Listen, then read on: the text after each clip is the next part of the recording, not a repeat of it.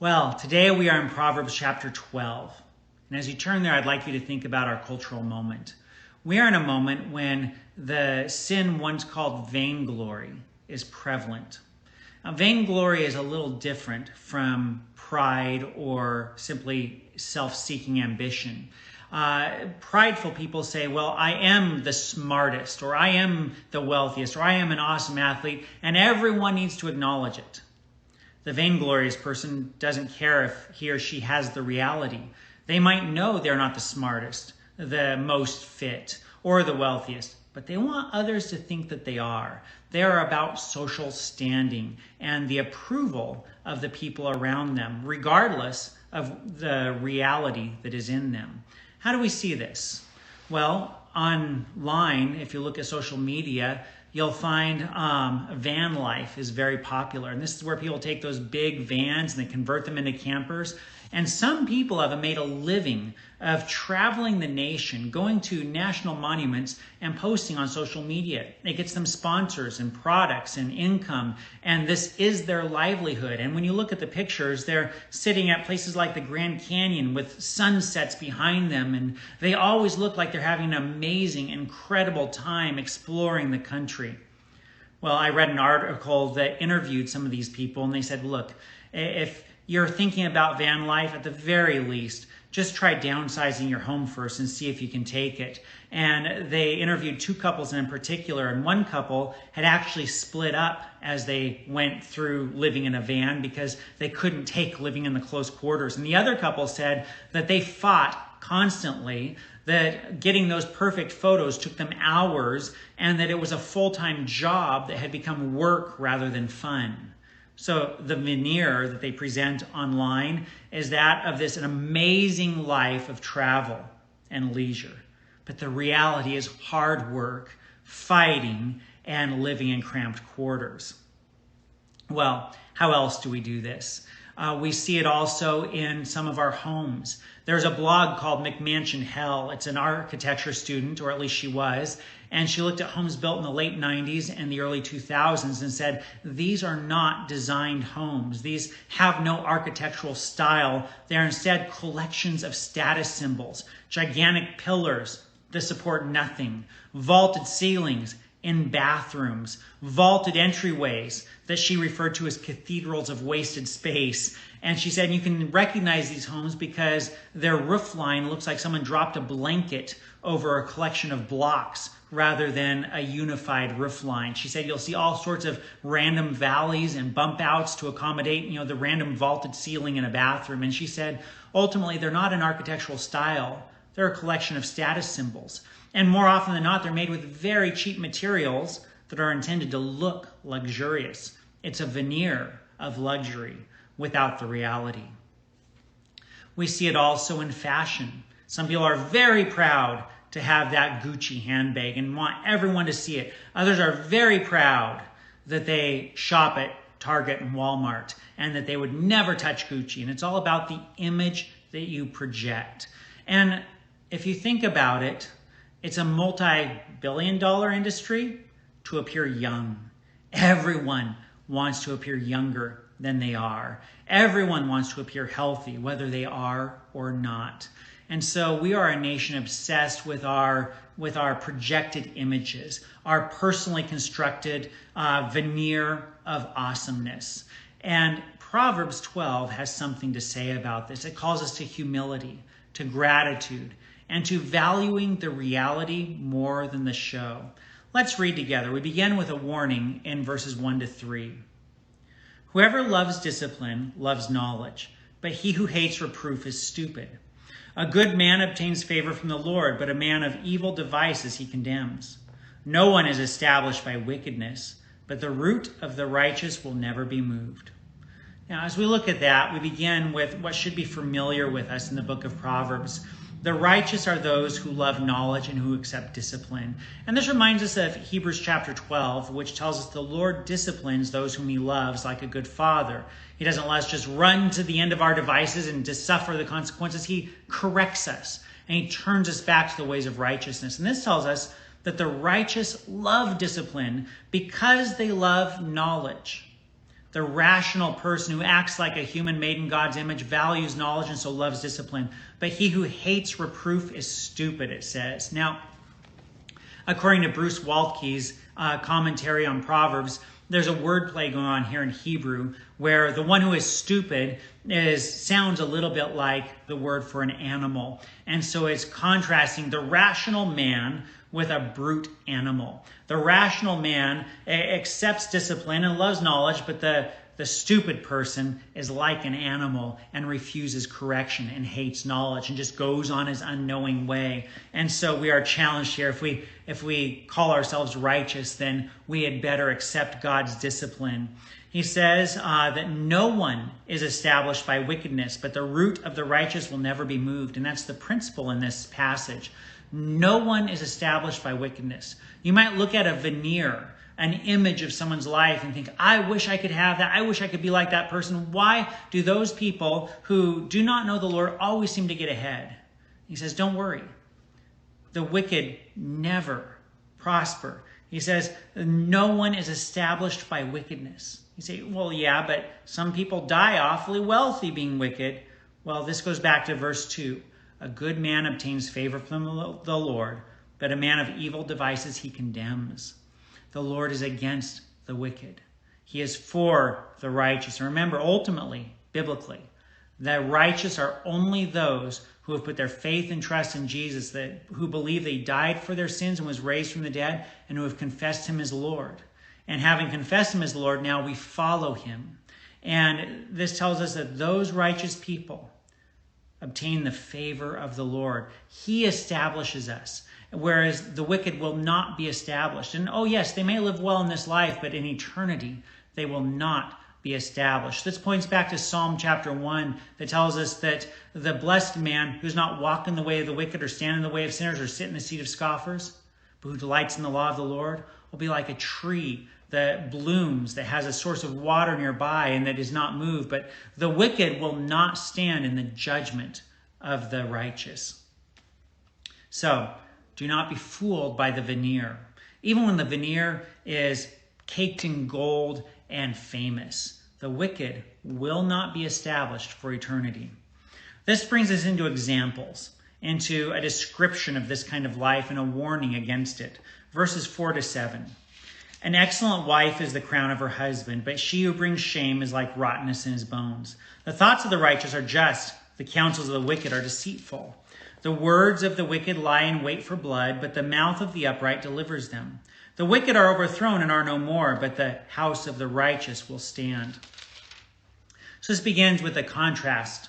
The excellent wife is a crown of her husband. The excellent wife is assumed in Proverbs to be the righteous wife, the one who has a good and godly character. And she is the crown of her husband, bringing him glory and honor. But she who brings shame is like rottenness in his bones. She who brings shame is like rottenness in the bones. A crown is visible to everyone. Rottenness in the bones is not visible to anyone. And in fact, you can appear healthy for a long time and yet have something like bone cancer or arthritis. And he says, a shameful wife, one who is not righteous, who does not have that righteous character, no one may see it for some time, but she drains the strength and the glory and the honor of her husband until ultimately their household is destroyed. Now, before we go on, I just want to note and remind you that as we discussed in Proverbs chapters 1-3, the book of Proverbs is written in the form of an address from a king to the royal son who is going to rule. And so it's addressed to males, and so it talks about wives. But in reality, the son is not named, which generalizes it. That broke the rules for the genre in the ancient world. And so without a name to a specific son, it generalizes it. And it also says, listen, not just the wisdom of your father, but your father and your mother, meaning that women were also to learn this wisdom so they could pass it on. And so when we come to this, the form is an address to a son about the wife whom he will marry. But this applies equally to women and the husbands whom they will marry. A husband of good character, a wife of good character will bring glory and honor. A spouse of bad character will be a constant source of turmoil and hardship and distraction that will drain a person. Now, why would someone marry for someone who lacks a good character? Well, in the context, it appears the man who marries without a good character is looking for that crown.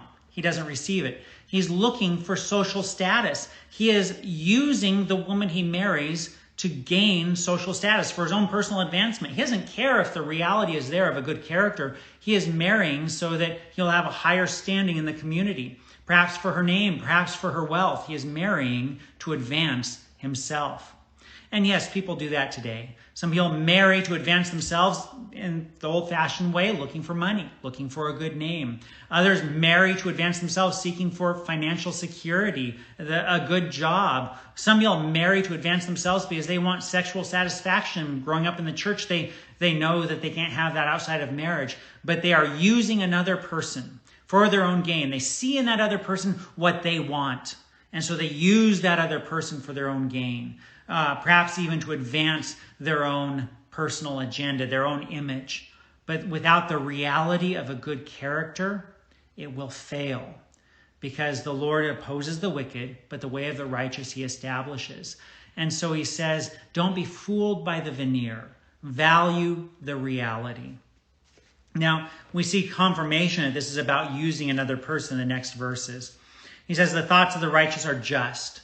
That means the righteous look to the rights of others, to their obligations for the good of others. That's what justice is in the Bible. It's paying attention to my obligations to others and giving what is due to each person. And so the righteous say, I have obligations I need to fulfill. How do I fulfill these obligations? How do I meet the needs of others? But the counsels of the wicked are deceitful. Deceit is about trapping other people for my own good. It's about advancing my image. The words of the wicked lie in wait for blood. The words of the wicked are like a trap that catches an animal. They catch people for their own selfish ends. But the mouth of the upright delivers them. The mouth of the upright delivers themselves and other people. It looks to their good. The upright look to the good of others. The wicked are overthrown and are no more, verse 7, but the house of the righteous will stand. So again, the wicked say, well, by my schemes, by my cunning, I don't care if the reality is there. I am going to get ahead. I'm going to use other people. I'm going to see them as resources, and I'm going to do whatever I can to get ahead. And without a good character on either side, this is doomed to fail. We see this sometimes in churches where people are viewed as resources to fulfill ministries and are not loved as people.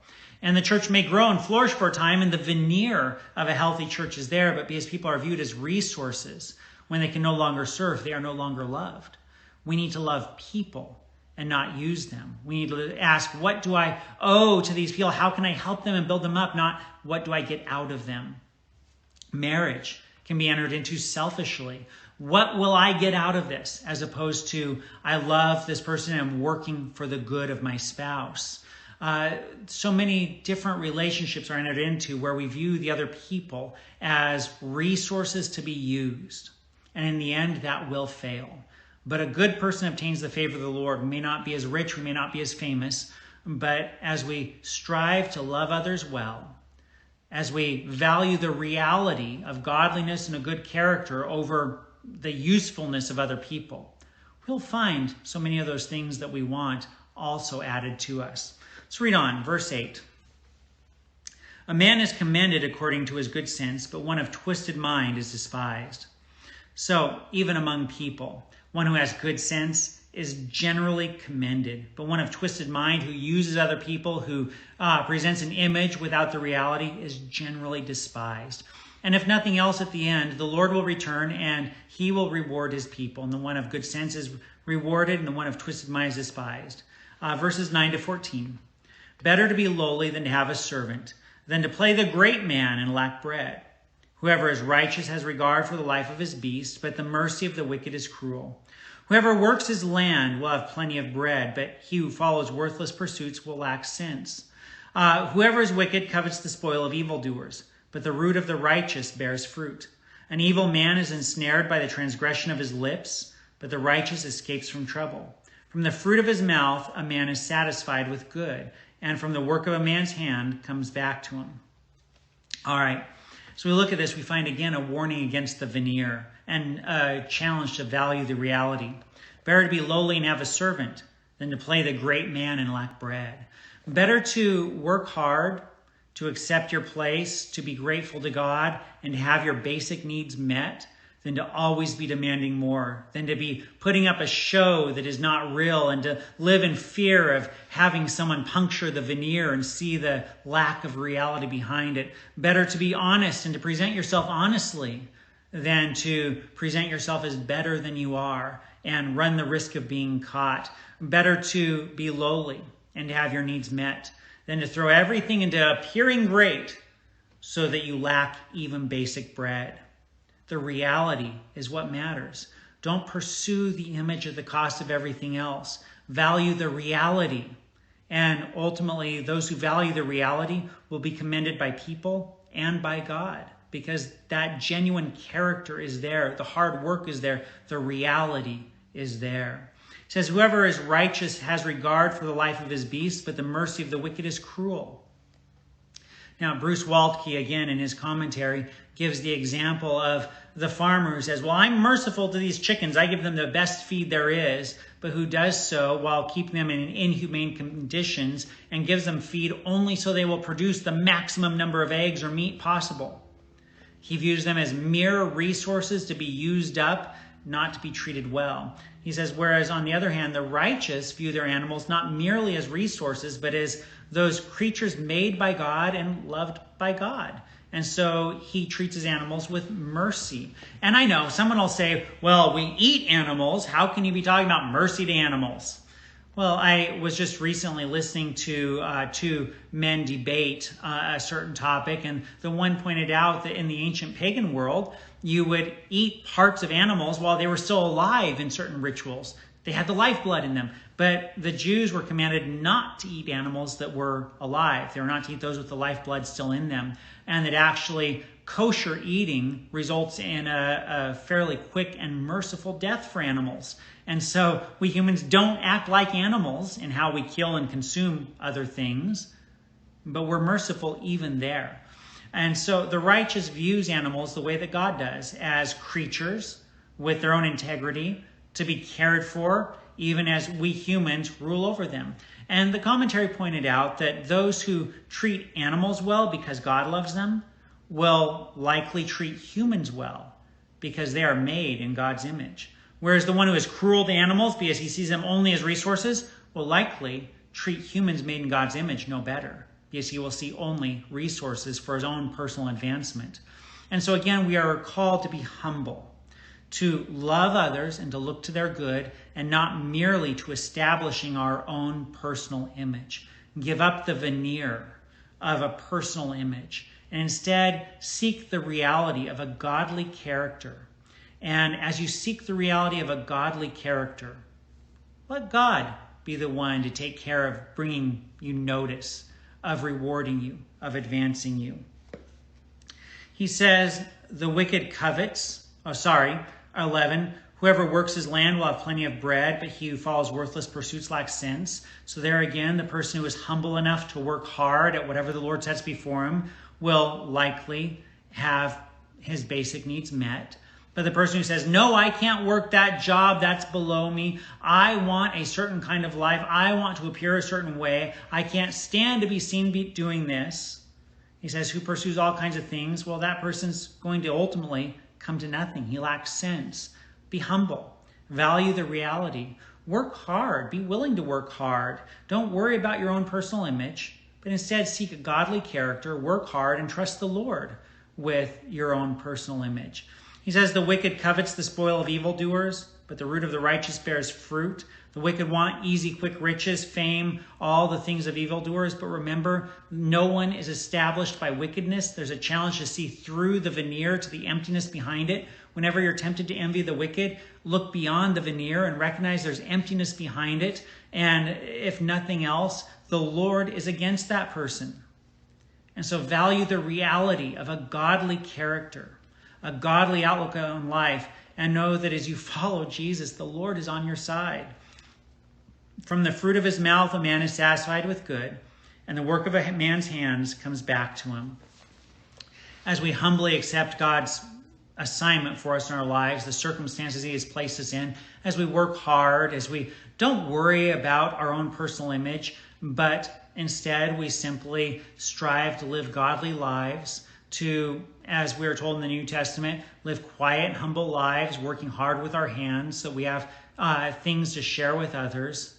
The Lord will be the one to raise us up, to bring us notice, to give us reward. As Peter says, I believe in 1 Peter, humble yourselves under the mighty hand of God, and he will exalt you in due time. That due time may be in eternity, when we all stand before the judgment seat of God and are rewarded for the things done while in the body. But trust the Lord with image and reputation and glory, and value in your own life the reality of a righteous, good character, and value that in others as well.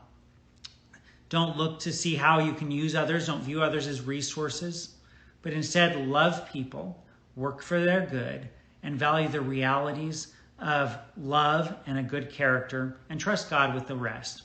That's Proverbs 12 for our social media, image-impressed, image-obsessed world. I'll see you next time.